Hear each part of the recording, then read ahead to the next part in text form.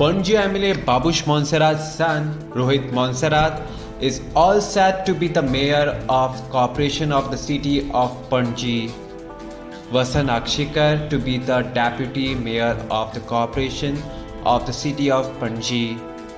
Rohit Monserrat and Vasant Akshikar files their nomination for mayor and deputy mayor of CCP respectively on 29 March 2021.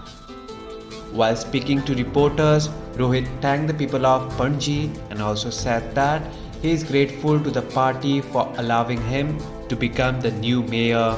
He further added that we have a lot to accomplish. We'll make a list of works which need top priority, and together we will discuss and go ahead with the development works. Vasant Akshikar also thanked his party and said that both will work for the development of Panaji.